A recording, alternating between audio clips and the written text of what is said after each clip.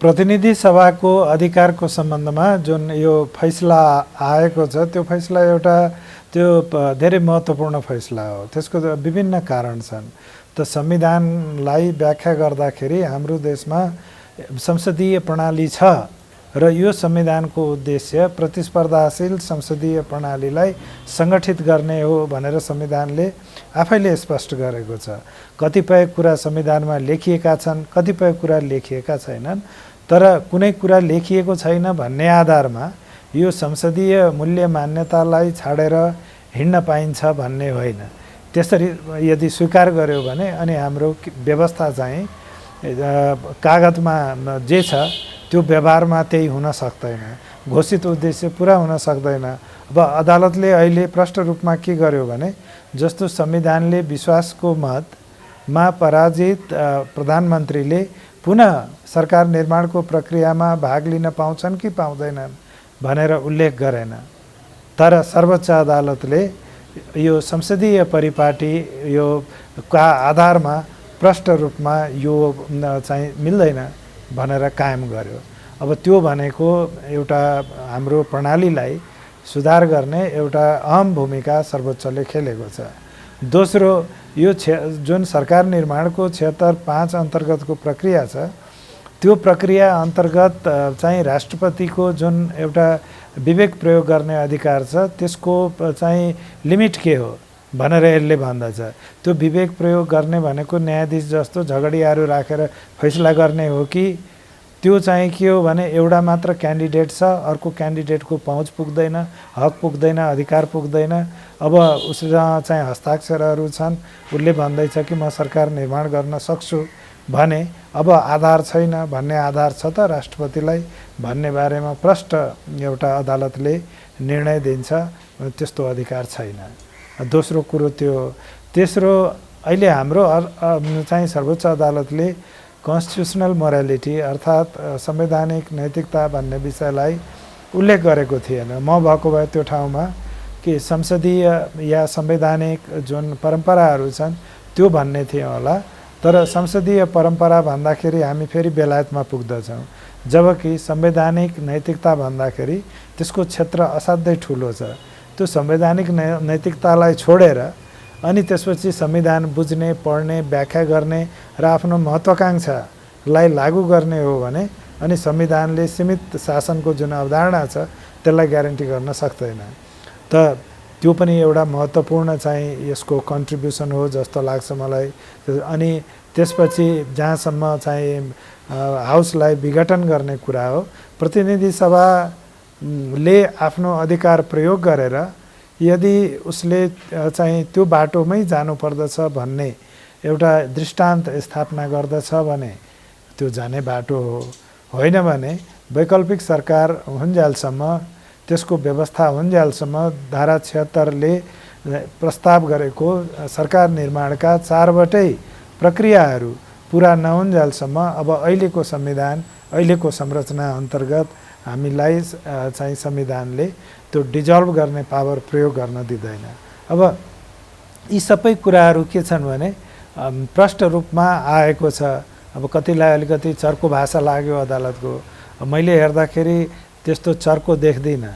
अनि यो चर्को र चाहिँ खल्लो भन्ने कुरो धेरै हदसम्म केमा भर पर्दछ भने हामी कुन परिस्थितिमा अदालतले न्याय गर्नु परेको छ र त्यो परिस्थितिको समग्र मूल्याङ्कन गर्दछ। अनि त्यसका आधारमा परमादेश दिने कि नदिने, दिने भए त्यसमा चाहिँ कति चाहिँ सठिक रूपमा आदेश गर्ने, कति चाहिँ विवेकका लागि छोड्ने भनेर त्यो चाहिँ अदालतले हेर्दछ।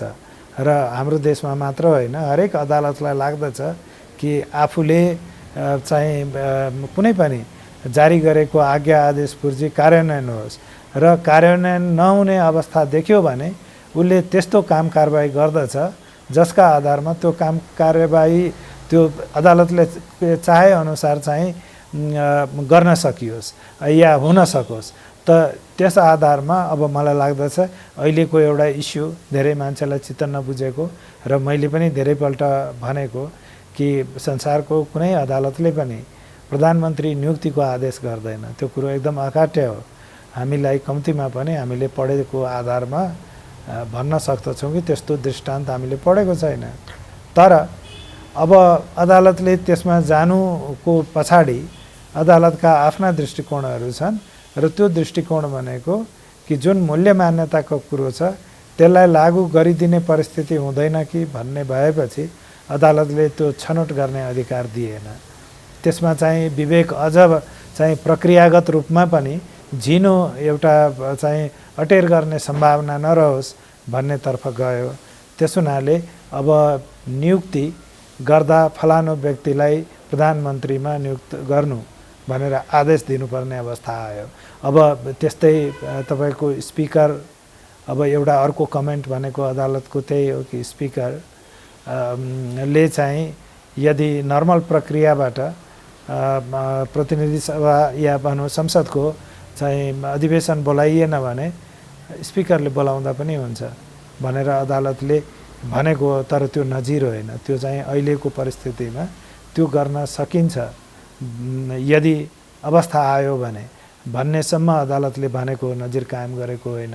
त्यस्तै प्रधानमन्त्रीको नियुक्ति पनि त्यो प्रष्ट आधारमा नगरेको अवस्थामा फेरि पनि इन्स्ट्रक्सनको फलो गर्ने जुन एउटा संस्कृति नभएको देशमा यो हुँदैन कि भन्ने आधारमा अदालतले तोकेर भन्यो। यो दुईटा विषयमा चाहिँ हामी छलफल गर्न सक्दछौँ, तर जुन आदेशहरू गरिएका छन् ती उचित छन् सर्वथा। र अहिले यो निर्णय आएका कारणले भनेको होइन, त हामीले यो कुरो त पटक पटक यो प्रक्रियामा भनेको छौँ यो 2 महिनाको अवधिमा कि यो चाहिँ अदालतले रिइन्स्टेट गर्ने प्रतिनिधि सभालाई प्रशस्त आधार छ भनेर।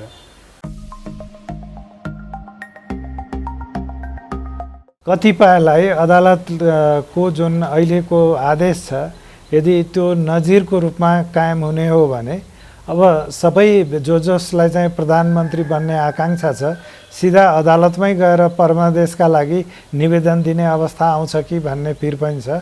त्यस्तो हुनुपर्ने अवस्था देख्दिनँ म। त्यसको कारण के हो भने पहिलो त यो केस अलि विशिष्ट प्रकारको केस थियो। अदालतको दृष्टिकोण के स्पष्ट रह्यो भने कि प्रधानमन्त्री त क्यान्डिडेट नै होइन, उहाँ विश्वासको मतमा पराजित भइसक्नुभयो। उहाँले दाबी हाले पनि राष्ट्रपतिले त्यसलाई स्वीकार गर्नु हुँदैन थियो, उहाँलाई सहभागी बनाउनु नै त्रुटिपूर्ण हो भन्ने अदालतको दृष्टिकोण भएको हुनाले यो विषयवस्तुमा एकजना मात्र चाहिँ दाबी गर्ने हुनुहुन्थ्यो र उहाँसँग स्पष्ट बहुमत उहाँले देखाउनु भएको थियो। अब त्यो बहुमत कति दिगो छ छैन र त्यसले विश्वासको मत लिन सक्छ कि सक्दैन हाउसमा भन्ने कुरा चाहिँ प्रतिनिधि सभाको क्षेत्राधिकारको विषय अदालतले देख्यो र मलाई लाग्दछ त्यसमा स्पष्टता छ, त्यो सही हो त्यो। अनि जबसम्म अर्को क्यान्डिडेट छैन, एउटाले आधार प्रस्तुत गरेको छ, बहुमत छ र संसदीय एउटा जुन प्रक्रियामा धारा 76(5) अन्तर्गत उसलाई अस्वीकार गर्नुपर्ने आधार छैन भने अनि राष्ट्रपतिको निर्णय चाहिँ त्यो गलत थियो र अदालतको दृष्टिकोण के भयो भने हुनसक्छ राष्ट्रपति प्रभावित हुनुभयो। त्यस हुनाले उसले चाहिँ परमादेश जारी गर्न खोज्यो।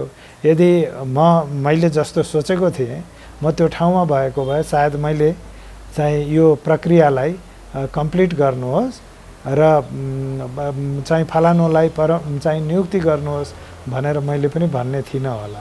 तर किनभने आखिर प्रक्रियालाई कम्प्लिट गर्ने भनेपछि हिजोको प्रक्रिया दोहोऱ्याउने त होइन, अहिलेकै प्रक्रिया जो जहाँसम्म पुगेको थियो एउटा नियुक्ति भएको थिएन, दाबीहरू सबै चाहिँ जुन एउटा अर्धरात्रिमा जुन एउटा निर्णय भयो हो त्यसका सम्बन्धमा मात्र सीमित गरेर गरिदिँदाखेरि पनि हुन्थ्यो। तर अदालतले चाहिँ स्पष्ट रूपमा कहीँ यो आदेश कार्यान्वयन हुँदैन कि भन्नेपट्टि लाग्यो र अदालतको आदेशलाई चाहिँ एउटा मिथ्या व्याख्या हुन सक्ने अवस्था छ भन्ने लाग्यो। अब अदालतले त्यसरी कहिलेकाहीँ सोध्दछ। त्यस हुनाले यो नजिर त हुनै सक्दैन, किनभने यो सरकार निर्माण भनेको नितान्त रूपमा राजनैतिक विषय हो र यसको क्षेत्राधिकार भनेको प्रतिनिधि सभाको हो, राष्ट्रपतिको भूमिका भनेको सहजकर्ताको हो र राष्ट्रपतिले प्रधानमन्त्री नियुक्त गर्ने भनेको त्यो चाहिँ के हो भने उसको हैसियतलाई रिकग्नाइज गर्ने हो, उसले चाहिँ एबिसिडीलाई नियुक्त गर्ने होइन। त त्यतिसम्मको कुरोमा स्पष्टता छ संविधानमा। त्यसो हुनाले यही परिस्थिति फेरि फेरि दोहोरिएला भन्ने त्यसरी सोच्नु जरुरी छैन। धारा 76(4) को प्रक्रियाका बारेमा त उल्लेख गरिएको छ के भनेदेखि विश्वासको मत लिनुपर्ने अवस्थाका प्रधानमन्त्रीले मैले सक्दिनँ, मौजुदा परिस्थितिमा मबाट यो उद्देश्य पुरा हुन सक्दैन, मेरो हैसियतमा परिवर्तन आएको छैन भन्ने कुरो उल्लेख गरिसकेपछि अब उहाँको परिस्थिति त्यो विश्वासको प्रस्तावमा असफल भएको प्रधानमन्त्रीकै हो भन्ने कुरा त अदालतको फैसलाबाट स्पष्ट हुन्छ। अब त्यसलाई मलाई लाग्दछ व्याख्या गरिराख्नु जरुरी छैन। प्रधानमन्त्रीलाई चोइस थियो, विश्वासको प्रस्तावमा जानुपर्ने उहाँलाई एउटा बाध्यता थियो। उहाँले भन्नुभयो म यो बाध्यता म अहिले स्वीकार गर्छु, मैले चाहिँ यो प्रक्रियाबाट म चाहिँ विश्वासको मत लिन सक्दिनँ। त्यस हुनाले वैकल्पिक सरकार निर्माणको प्रक्रिया चाहिँ सुरु गर्नलाई उहाँले मन्त्री परिषदसम्मको चाहिँ एप्रुभल लिएर पठाउनु भयो, जबकि मन्त्री परिषदको एप्रुभल जरुरी थिएन, किनभने प्रधानमन्त्रीको सिफारिस काफी थियो त्यो विषयमा। तर अब उहाँले एउटा आफ्नो क्षमता कि मेरो एउटा एकपक्षीय सोचाइ मात्र होइन, सम्पूर्ण परिषदले यसलाई ओन गर्दछ भन्ने आधारमा देखाउनलाई प्रधानमन्त्रीलाई प्रधानमन्त्रीले राष्ट्रपतिलाई सिफारिस गर्नुभयो भनेपछि त्यो प्रक्रियामा म सक्दिनँ भनिसकेपछि त्यही प्रक्रियामा जानुपर्छ भन्ने बाध्यता उहाँलाई भएन। हात उठाउन उहाँले पाउनुहुन्छ।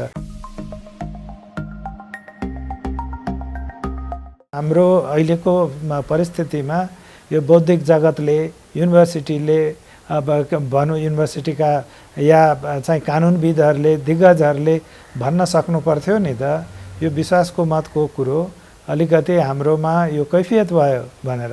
आखिर भनेन, त्यो त धेरै कम मान्छे, म त्यसमा एउटा म पनि थिएँ, फरक फरक धारणा राखिदिँदा अनि देशको राष्ट्रपतिलाई कन्फ्युजन हुने, प्रधानमन्त्रीलाई कन्फ्युजन हुने, सभामुखलाई कन्फ्युजन हुने, अनि त्यसै गरी चाहिँ प्रतिपक्षको नेतालाई कन्फ्युजन हुने, त्यो त स्वाभाविक होइन र? त्यो हुन्छ नि त। आफ्नो कर्तव्य निर्वाहमा सबै स्पष्ट भइदिएदेखि, गम्भीर भइदिएदेखि अनि यस्ता किसिमका त्रुटिहरू हुँदैनन्। त अब राष्ट्रपति संविधानविद त होइन, त राष्ट्रपतिले केही एउटा निर्णय गर्नुभयो, उहाँले पनि 4 जनासँग सल्लाह गर्नुभयो होला। त त्यो सल्लाह गर्ने क्रममा अनि उहाँले पाउने फिडब्याकहरूका आधारमा उहाँले निर्णय गर्नुभयो। त हाम्रो अहिलेको परिस्थिति हेर्दाखेरि हामी बुझ्न सक्दछौँ कि यो सही कुराहरू र सही डिरेक्सनमा विचार विमर्श भइरहेको देखिँदैन। अनि अदालतले धन्न अदालत झुकिएन, नभए अदालतमा पनि त्यो कार्यकर्ताको शैलीमा हामीले आफ्नो कुरा राख्यौँ भने अदालत पनि झुकिन्छ। अदालतमा देउता बस्ने होइन, अदालतमा पनि मान्छे बस्दछन् र उनीहरूको क्षमता पनि जहिले पनि महत्त्वपूर्ण विषय हुन्छ, जसरी वकिलको या अन्य पक्षको हुन्छ।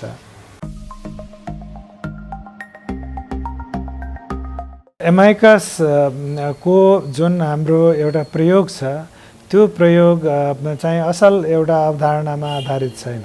अदालतको एउटा दृष्टिकोण के देखिन्छ भने कि अदालतलाई सहयोग चाहियो, एउटा स्वतन्त्र रूपमा कुनै पक्षको पैरवी नगरिकन आफ्नो कानुनको ज्ञान अदालतमा प्रस्तुत गरून् भनेर, जसरी अदालतले चाहिँ सर्वोच्च अदालत, बार एसोसिएसन र नेपाल बार एसोसिएसनलाई चाहिँ अनुरोध गरेर पठाउने र उनीहरूले पठाएको वकिललाई चाहिँ बहस गर्न दिने, उनीहरूको कुरालाई सुन्ने जुन परिपाटी गरेको छ, त्यो चाहिँ अलिकति अब हामी साँच्चीकै त्यसलाई चाहिँ रिथिङ्क गर्नुपर्ने देख्दछु।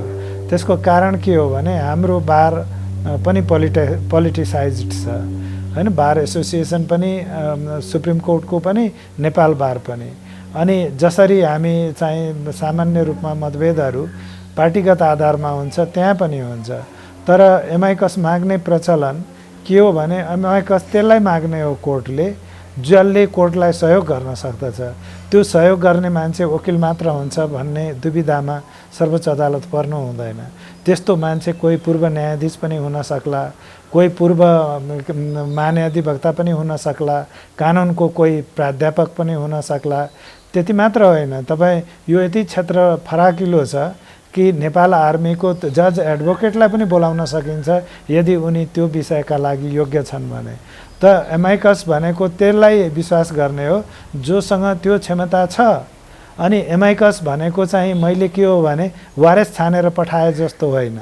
वारेस पठाउनलाई तपाईँले जसलाई पठाए पनि हुन्छ, तर एमाइकस भनेको एक्सपर्ट पठाउने हो, योग्य मान्छे पठाउने हो, अदालतको समय चाहिँ बर्बाद गर्न मान्छे पठाउने होइन। अब हाम्रोमा त्यो जसरी चयन हुन्छ र जुन रूपमा प्रस्ताव गरिन्छन् त्यहाँबाट हामी एमाइकस पाउन सक्दैनौँ। एमाइकस पाउने प्रवृत्ति अमेरिकीहरूको चाहिँ अलिकति स्ट्यान्डर्डहरू फरक छ। जस्तो अमेरिकी सुप्रिम कोर्टले तपाईँले यो अमेरिकन सिभिल राइट्स एसोसिएसनलाई ल चाहिँ एमाइकस क्युरी पठाइदेऊ भनेर भन्छ। उनीहरूको किनभने त्यो चाहिँ अमेरिकन जुन सिभिल राइट्स एसोसिएसन छ उनीहरू दिग्गज सिभिल राइट्सका दिग्गजहरूलाई राखेर चलेको संस्था हो। उनीहरूको हरेक मान्छेमा त्यो योग्यता छ र साङ्गठनिक रूपमा प्रतिनिधित्व गर्दा पनि उनीहरूले व्यावसायिक क्षमताको पनि प्रतिनिधित्व गर्दछन्। हाम्रो त्यस्तो अवस्था छैन। हाम्रो अवस्था फरक भएको हुनाले अब चाहियो भने तपाईँ मान्छे तोकेर बोलाउँदा हुन्छ, अनि त्यहाँबाट जाँदा लिमिटेसन हुन्छ। म भनिदिन्छु तपाईँलाई, सबै मेरै साथीभाइहरू छन्, तपाईँकै चाहिँ सिनियरहरू छन्। त प्रष्ट रूपमा हेर्नुभयो भने के देखिन्छ भने अब 2 जना पठाउनु पर्नेछ, 4 जना पठाउनु पर्नेछ। पहिलो कुरो त हाम्रो देशको अलिकति चाहिँ पार्टीगत हिसाबले वकिलहरू बाँडिदिनु पर्यो। अनि त्यो बाँडिसकेपछि त्यो छनौटभित्र कतिसम्म चाहिँ संविधानविदहरू पार्न सकिन्छ त्यो पनि पारिदिनु पर्यो। अनि त्यही छनौटभित्र सिनियरलाई पहिले चाहिँ अपर्च्युनिटी दिनु पर्यो। अनि हाम्रो सिनियर जुनियर भनेको नेपालमा उमेर हेर्छन्, कपाल फुलेको छ कि छैन भनेर हेर्छन्। यो क्षमताले यो सिनियर छ भन्ने मान्छे तपाईँ न अदालतमा भेट्नुहुन्छ न वकालतमा भेट्नुहुन्छ। योग्य मान्छे भनेको तपाईँ हुनसक्छ नि 30 वर्षको उमेरमै आइन्स्टाइन भइसकेका थिए नि, होइन र? त्यो 80 वर्ष बाँच्नु जरुरी हुँदैन थियो नि त। हामी त्यो क्षमतालाई बुझ्नु पर्यो कि 25 वर्षमा पनि कोही मान्छे असाध्यै योग्य हुन सक्दछ। अनि अब यति कुरो बुझिसकेको सर्वोच्च अदालतले किन बारमा ठिकै छ, अब बारलाई नबोलाइकन चाहिँ त्यो इज्जतै जाने हो भने बारलाई बोलाए पनि हो। तर हेड हन्टिङ गर्नु पर्यो, भन्नु पर्यो मलाई तपाईँको सहयोग चाहियो, आउनुहोस्, तपाईँको विचार प्रस्तुत गर्नुहोस् भनेर। मिडियाले यत्रा मान्छेहरूलाई चाहिँ ओसारेर आफ्नो काम गरेको छ, अदालतले गर्न सक्दैन। अब त्यहाँ चाहिँ के छ भने अनि त्यसले गर्दाखेरि के हुन्छ भने अनि योग्य मान्छे चाहिँ नपाउने या योग्य पायो भने पनि त्यो डाइभर्सिटी, अदालतले योग्यतामा पनि त कोही देवताका गुरु तपाईँ बृहस्पति हुन्थे, राक्षसका गुरु शुक्राचार्य। तपाईँ एक्सपर्ट खोज्नुहुन्छ भने शुक्राचार्यलाई तिमी चाहिँ राक्षसको गुरु हो बोलाउँदिन भन्न मिल्छ त? मिल्दैन। त हुनु पर्यो के भने यदि एक्सपर्ट हो र एकदमै क्वालिफाइड छ उसलाई बोलाउनु पर्छ भने कोर्टले बोलाउन सक्छ र कोर्टलाई जहाँ लाग्दछ अल्टरनेटिभ ओपिनियन छन् भने त्यस्तो अल्टरनेटिभ ओपिनियन दिन सक्ने मान्छेलाई पनि बोलाउनु पर्यो अनि निष्पक्ष भएर स्वच्छन्द रूपमा आफ्नो फैसला गर्नु पर्यो। हाम्रोमा त्यो नभएको हुँदा यो प्रणालीले चाहिँ हामी स्वतन्त्र विचार र जुन एक्सपर्टिज छ चाहिँ झगडियाका वकिलहरू बाहेकबाट पनि आओस् भन्ने जुन चाहना छ त्यो पुरा हुन सक्दैन। महाधिवक्ताको अब अलिकति चर्चा भयो, मैले अब व्यक्तिगत टिप्पणी गर्दिनँ। सामान्यतया सरकारलाई प्रतिनिधित्व गर्ने र जुन एउटा राज्य पक्षको वकालत गर्ने कुरामा एउटा व्यावसायिक दृष्टिकोण पनि हुनुपर्दछ।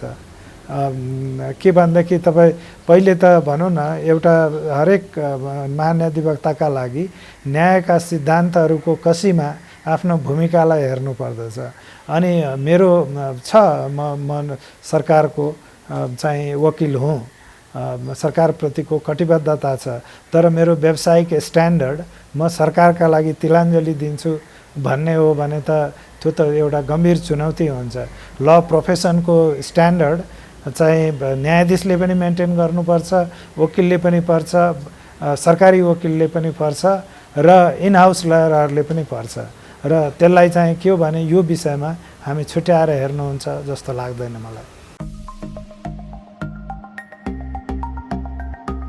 कोर्टले व्हिपको बारेमा चाहिँ स्पष्ट रूपमा उल्लेख गरेको छ।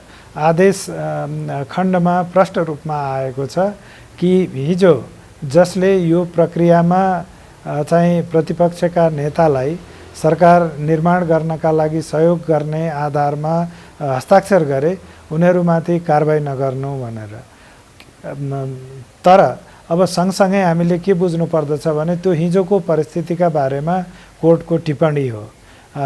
तपाईँ यदि कुनै पार्टीले पोजिसन लिन्छ, त्यसका बारेमा व्हिप लगाउँछ, पहिलेदेखि त्यो दृष्टिकोणहरूलाई छेकथुन गर्दछ र अफिसियल पोलिसी बनाउँछ भने त्यो त सम्बन्धित संसदीय दलको विधानअनुसार हुने कुरा हो, त्यसलाई अदालतले छेक्ने कुरा हुँदैन। तर जहाँ त्यस विषयमा स्पष्टता छैन र साधारण सदस्यको एउटा हैसियतमा कसैले आफ्नो चाहिँ भोट हालेको छ या हस्ताक्षर गरेको छ भने त्यतिका कारणले तपाईँको यो रिट्रोस्पेक्टिभ इफेक्ट दिने गरी चाहिँ त्यो कारबाही गर्ने अवस्था भयो भने अनि सरकार निर्माणको जुन एउटा जुन अहिलेको प्रयोग छ त्यो असफल हुन्छ भन्ने बारेमा कोर्ट स्पष्ट छ। तर अब सँगसँगै जब भविष्यको बारेमा हामी कुरा गर्दछौँ, हामीले बुझ्नु पर्दछ कि नेपालमा दल त्याग सम्बन्धी व्यवस्था छ, राजनैतिक दल सम्बन्धी ऐनहरू छन्, पार्लियामेन्टको इन्टरनल प्रोसिजरहरू छन्, विशेषाधिकारका कुराहरू छन् र अदालतले त्यसमा हात हालेको छैन र हाल्नु पनि हुँदैन। किनभने जुन दिन असंवैधानिक काम हुन्छ अदालतको क्षेत्राधिकार कसैले छेक्न सक्दैन। तर जबसम्म चाहिँ यो आन्तरिक विषयवस्तु हुन्छ त्यो चाहिँ सम्बन्धित पार्टीले आफ्नो हैसियतको प्रयोग गर्न सक्दछ र त्यसका बारेमा व्हिप पनि लगाउन सक्छ, कानुनको पनि प्रयोग गर्न सक्दछ र अहिलेको सरकार त्यति कारणले बिदा हुन पनि सक्दछ। त एउटा कतिपय वकिलहरूको चाहिँ के दृष्टिकोण छ भने कि हिजो अदालतमा लाम लागेर अहिलेको एउटा वैकल्पिक प्रधानमन्त्रीलाई हामी समर्थन गर्छौँ, हिजो पनि गरेका थियौँ, राष्ट्रपतिको अगाडि हस्ताक्षर दिएका थियौँ, आज पनि हामी समर्थन गर्दैछौँ र त्यस हुनाले निवेदक भएर आएका छौँ भनेर व्यक्तिगत रूपमा तपाईँको चाहिँ एउटा सही गरेर जुन निवेदन दिएका छन् उनीहरूले दिएका थिए। अब त्यसको आधारमा कोर्टलाई विश्वासमा लिएका निवेदकहरूले भोलि गएर चाहिँ त्यहाँबाट वाकआउट गर्नु या समर्थन नदिनु त्यो चाहिँ गलत हो, त्यो कन्टेम्प्टमा कारबाही हुन्छ भन्ने किसिमको एउटा तर्क पनि गरिराख्नु भएको छ। अब म चाहिँ त्यसमा सहमत छैन। मलाई के लाग्दछ भने कि हिजोको कुरा एकदम सही हो, अधिकारको कुरा हो, जानुभयो, अदालतले निर्क्योल गर्यो, एउटा आदेश दियो, त्यो कार्यान्वयन भयो। अब प्रधानमन्त्रीको हैसियत के हो भन्ने कुरा अब हाउसको म्यान्डेट अनुसार हुन्छ र हाउसको म्यान्डेटको परीक्षण कसरी हुन्छ भन्ने कुरोको लागि सम्बन्धित राजनैतिक दलहरू, सम्बन्धित तपाईँको संसदीय दलका विधानहरू र नेपालको जुन कानुन छ राजनैतिक दल सम्बन्धी त्यति पर्याप्त छन् र यो भित्रको अभ्यासमा मलाई लाग्दछ त्यो अवहेलनाको कुरो आकर्षित हुँदैन र यो विषयमा चाहिँ जुन प्रिभेलिङ स्ट्यान्डर्ड छ अब निश्चित रूपमा त्यो राजनैतिक रूपमा इमोरल त हुन्छ नि। हिजो चाहिँ बोकेर हिँडेका मान्छे आज चाहिँ होइन त्यो त स्ट्राटेजी थियो भन्दछन् भने त्यो त धेरै गलत कुरा हो। तर त्यो गलत कुरा हो भन्नुको अर्थ अब प्रतिनिधि सभाको अधिकार छैन भनेर हामीले त्यो व्याख्या गऱ्यौँ भने त्यो त प्रतिनिधि सभाप्रति अत्याचार हुन्छ। भूमिकाको समग्र पक्षमा त यसले बोलेको छैन, तर जहाँसम्म तपाईँ प्रथम राष्ट्रपतिले जुन रुक्मङ्गद कटवालको केसमा उहाँले आफूसँग स्पष्ट रूपमा नभएको अधिकार प्रयोग गर्नुभएको थियो हो त्यो चाहिँ गलत थियो। त्यसबेला पनि गलत थियो र त्यो गर्नु आज पनि गलत हुन्छ। अब त्यसबेला मैले त बीबीसीमा इन्टरभ्यू नै दिएको थिएँ कि यो जुन प्रधानमन्त्रीको सिफारिस अनुसार गर्नुपर्ने कुरामा राष्ट्रपतिले अपिल अड्डाको भूमिका निर्वाह गर्ने होइन। त कार्यकारिणी विषयवस्तुमा प्रधानमन्त्रीले चाहिँ जे सिफारिस गर्यो राष्ट्रपतिले यदि कुनै भूमिका छ भने त्यही सिफारिसलाई निर्वाह गर्ने हो। त त्यो चाहिँ एउटा समग्रमा संवैधानिक कानुनको एउटा र संवैधानिक राष्ट्रपति या संवैधानिक राजा सम्बन्धी सिद्धान्त नै हो। त अहिलेको परिस्थिति चाहिँ फरक छ। यो धारा 76(5) अन्तर्गत निश्चित रूपमा राष्ट्रपतिको केही विवेक प्रयोग गर्न सक्ने अधिकार थियो र यो यस्तो अधिकार हो जो प्रधानमन्त्रीको सिफारिसमा उहाँले प्रयोग गर्ने बाध्यता थिएन। तर कुनै पनि अधिकार जब प्रयोग गरिन्छ त्यो असीमित अधिकार होइन र संविधानको मापदण्ड अनुसार प्रयोग गर्नुपर्दछ। त्यो मापदण्डमा सर्वोच्च अदालतले कैफियत देख्यो र त्यसलाई चाहिँ एउटा के भनेदेखि आफ्नो क्षेत्राधिकारमा लियो। तर पहिलेको परिस्थितिसँग यसलाई मलाई लाग्दछ तुलना गर्नु हुँदैन। अहिलेको र पहिलेको फरक हो। पहिले गरेको चाहिँ एउटा गल्ती भएको थियो। अहिले पनि कतिपय अवस्थामा राष्ट्रपतिबाट गरिएका काम कारबाहीलाई टिप्पणी गरिएको छ। तर यो केसमा मलाई लाग्दछ टिप्पणी गर्नुपर्ने म देख्दिनँ। होइन, राष्ट्रपतिलाई यस्तो हो, मैले अघि भने तपाईँको अब राष्ट्रपति चाहिँ न त उहाँ कानुनको व्यक्ति हो न त उहाँको चाहिँ के भनेदेखि त्यो जन्मजात राष्ट्रपति भएर जन्मिनु भएको हो। अब आफ्नो सल्लाह सम्मतिका आधारमा उहाँले जे देख्नुभयो त्यो गर्नुभयो। अब यस्ता त्रुटिहरू हुन्छन्। अब त्यसलाई राष्ट्रपतिको व्यक्तित्वसँग जोडेर अनि जसरी अहिले टिका टिप्पणी गरिँदैछ त्यो छोटोपन अब मलाई लाग्दछ म चाहिँ गर्दिनँ। किनभने राष्ट्रपतिको पोजिसनमा उहाँको पनि हजारवटा कुरा होलान्। सार्वजनिक रूपमा तपाईँ जर्नलिस्टलाई बोलाएर कुरा गर्ने यदि उहाँको प्रोटोकलले दिएको भए गर्नुहुन्थ्यो होला। त्यो गर्न सक्ने उहाँको अवस्था छैन। हामी आफ्नो कुरा गरिरहेछौँ। उहाँको जुन निर्णय प्रक्रिया या आन्तरिक विषयवस्तुहरूको हामीले त परिस्थितिको मूल्याङ्कन गर्न सक्दैनौँ। त अदालतले पनि जे गरिएको छ त्यसका बारेमा टिप्पणी गरेको हो। उहाँको बाध्यताहरूको बारेमा त अदालतलाई पनि जानकारी नहुन सक्दछ। अब जहाँसम्म यो उसको कुरो छ कि उहाँले यसमा गरेका कुराहरू अब यदि दुईजना प्रधानमन्त्री भएको भए दावेदार क्यान्डिडेटका रूपमा दुईजना उम्मेदवार भएको भए र त्यसमा चाहिँ के भने बहुमतका कुराहरूमा चाहिँ दुई अर्थी प्रश्नहरू भएको भए अनि राष्ट्रपतिको परिस्थिति फरक हुन्थ्यो। अदालतले अकाट्य रूपमा भनेको छ। अकाट्य भनेको अकाट्य हो कि incumbent prime minister is not a candidate at all. Candidate एउटै हो, उसँग बहुमत थियो। मलाई लाग्दछ यो घाम जति छर्लङ्ग कुरा कोर्टले भनेको छ। अब कोर्टलाई पनि विवाद गर्नु जरुरी छैन, किनभने कोर्टले पनि यो आफ्नो खल्तीबाट डिसिजन झिकेको होइन।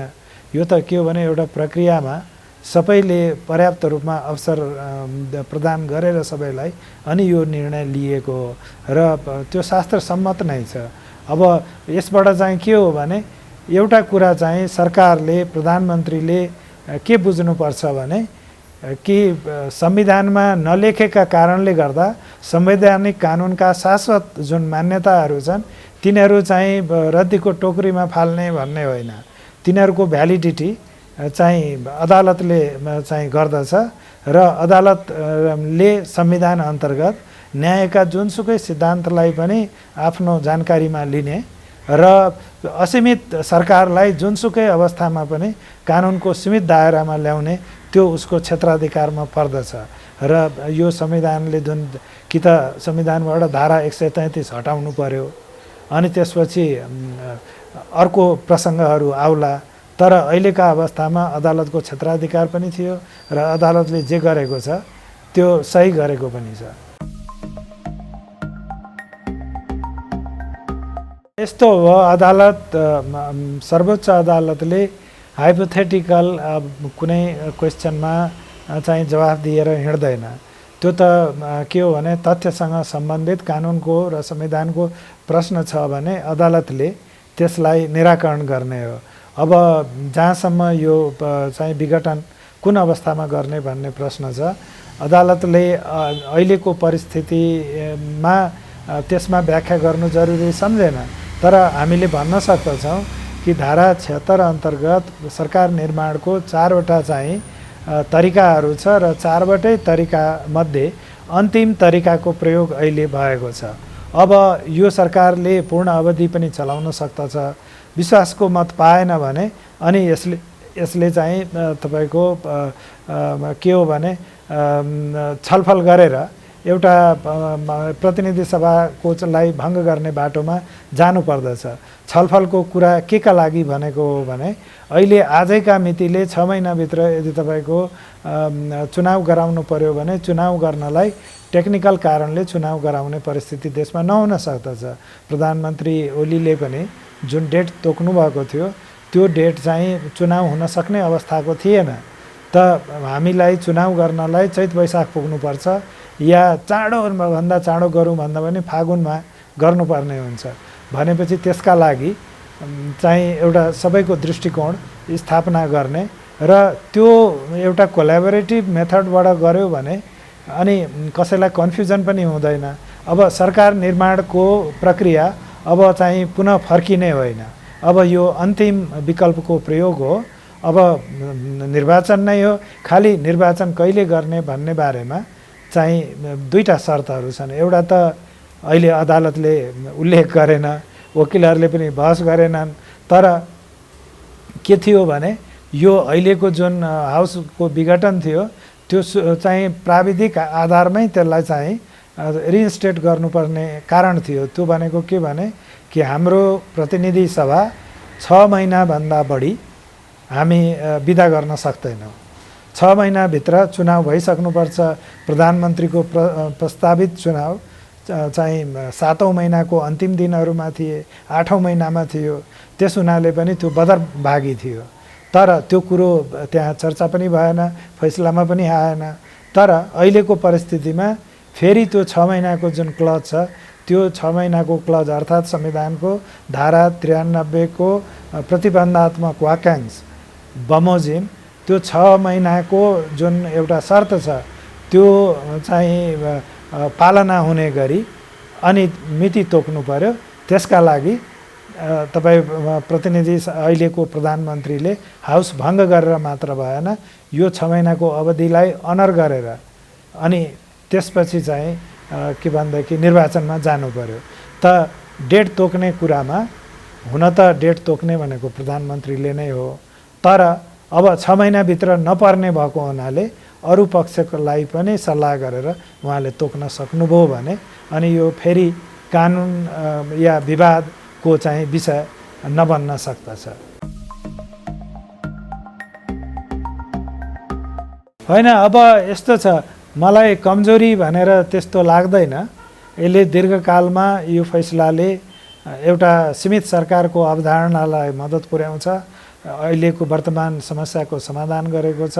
तर सबैभन्दा राम्रो के हो भने कि यस्ता सानातिना झिना मसिना विषयमा यो देशको प्रधानमन्त्रीले नै उचित निर्णय लिदियो भने न अदालतको समय बर्बाद हुन्छ, न राष्ट्रपतिको जुन एउटा प्रोटोकल छ त्यसमा ह्रास आउने वातावरण बन्दछ, न त हामी कानुनको शासनका प्रत्याभूतिहरू कमजोर भएर जान्छन्। त अधिकांश अवस्थामा राष्ट्रपतिको सल्लाहकार भनेको प्रधानमन्त्री नै हो र प्रधानमन्त्रीले उचित सल्लाह दिने र जहाँ जहाँ राष्ट्रपति चाहिँ स्वतन्त्र भएर काम गर्नुपर्ने हुन्छ आफू अलग्गिदिने त्यस्तो किसिमको यदि प्रणाली हामीसँग भयो भने हामीले यो संविधानलाई दीर्घकालसम्म सुरक्षित रूपमा चाहिँ कार्यान्वयन गर्न सक्दछौँ। होइन भने के हुन्छ भने यस्ता विषयहरू विवादहरू आइराख्दा आफू बदनाम हुने भनेको त क्षणिक कुरो भयो, सधैँ कोही पनि पावरमा हुँदैन। तर संविधान चाहिँ धेरै बदनाम हुन्छ र अनि बदनाम संविधानले त्यो एउटा सार्वजनिक वैधताको दाबी गरिरहन सक्दैन। थ्रेट त त्यो पो हो त। यसले कायम गरेको नजिर के हो भने जुन विषयवस्तुमा प्रतिनिधि सभा आफैले निर्णय गर्नुपर्छ त्यो प्रतिनिधि सभाले नै निर्णय गर्ने हो। जब चाहिँ प्रधानमन्त्रीले विश्वासको मतमा पराजित भएको अवस्था हुन्छ, प्रधानमन्त्रीले अर्को सरकार निर्माणको प्रक्रियामा सहभागी हुनु हुँदैन। नम्बर 2 त्यो हो। अनि तेस्रो कि राष्ट्रपतिले आफ्नो अधिकार प्रयोग गर्दाखेरि त्यो प्रतिनिधि सभाको लाई प्रिएम्प्ट गर्ने गरी प्रयोग गर्नु हुँदैन। तीनवटा टेक अवे हामी लिन सक्दछौँ।